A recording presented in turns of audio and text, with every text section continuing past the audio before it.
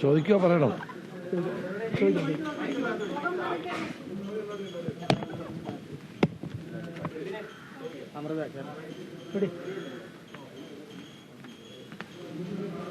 ചോദിക്കുമെന്ന് പറഞ്ഞു.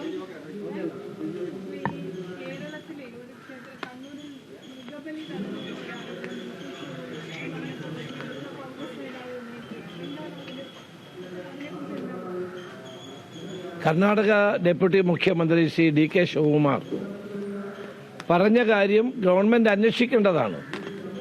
അദ്ദേഹത്തിന് കിട്ടിയ ഒരു വിവരമാണ് അദ്ദേഹം പുറത്തുവിട്ടത്. അതിനെ പരിഹസിക്കുന്നതിന് പകരം ഗവൺമെന്റ് അന്വേഷിക്കണം. അന്വേഷിച്ചിട്ട് വസ്തുതയുണ്ടോ എന്ന് പരിശോധിക്കണം. രാജരാജേശ്വര ക്ഷേത്രത്തിൽ അത് നടക്കില്ല എന്ന് എല്ലാവർക്കും അറിയാം. പക്ഷേ അവിടെ അല്ലാതെ വേറെ എവിടെയെങ്കിലും ഇത്തരം സംഭവങ്ങൾ നടന്നിട്ടുണ്ടോ എന്ന് പരിശോധിക്കാനുള്ള ഉത്തരവാദിത്വം ദേവസ്വം വകുപ്പിനുണ്ട്, സർക്കാരിനുണ്ട്. സർക്കാർ അത് പരിശോധിക്കുകയാണ് വേണ്ടത്. ഇവിടെ വാസ്തവത്തിൽ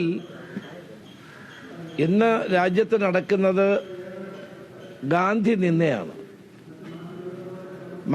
രാഷ്ട്രപിതാവായ മഹാത്മജിയെ പറ്റി നരേന്ദ്രമോദി നടത്തിയ പ്രസ്താവന അങ്ങേയറ്റത്തെ പ്രതിഷേധാർഹമായ ഒന്നാണ്.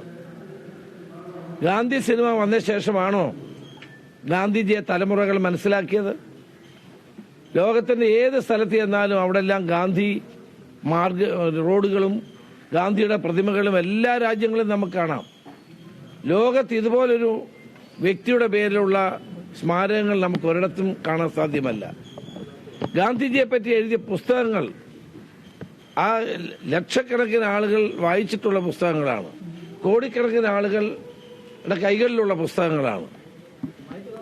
രാഷ്ട്രപിതാവായ മഹാത്മജി ഗാന്ധി സിനിമ വന്ന ശേഷമാണ് അദ്ദേഹത്തെ ലോകരാജ്യങ്ങൾ അറിഞ്ഞത് എന്ന് മഹാത്മാഗാന്ധിയെ പറ്റി പറഞ്ഞത് മോഡി പിൻവലിക്കണം. അദ്ദേഹം ജനങ്ങളോട് മാപ്പ് പറയുകയാണ് വേണ്ടത്. വാസ്തവത്തിൽ ഇതൊരു ഗാന്ധി നിന്ദയാണ്. ഗോഡ്സെയുടെ പ്രേതം ഇപ്പോഴും അദ്ദേഹത്തെ പിടികൂടിയിരിക്കുന്നു എന്നാണ് മനസ്സിലാക്കാൻ കഴിയുന്നത്.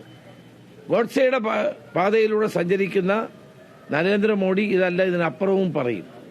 അപ്പോൾ ഈ ഗാന്ധി നിന്ന അവസാനിപ്പിക്കാൻ BJP തയ്യാറുണ്ടോ? ഇന്ത്യയുടെ പ്രധാനമന്ത്രിയാണ് രാഷ്ട്രപിതാവിനെ പറ്റി ഇത് പറഞ്ഞത്. ഇത് പിൻവലിച്ച് ജനങ്ങളോട് മാപ്പ് പറയാൻ പ്രധാനമന്ത്രി തയ്യാറാകണം.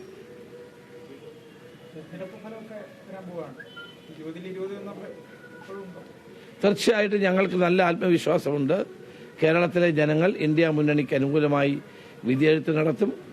കോൺഗ്രസിനും UDF-നും 20-20 സീറ്റും നേടാൻ കഴിയുന്ന രാഷ്ട്രീയ അന്തരീക്ഷമാണ് കേരളത്തിലുള്ളത്.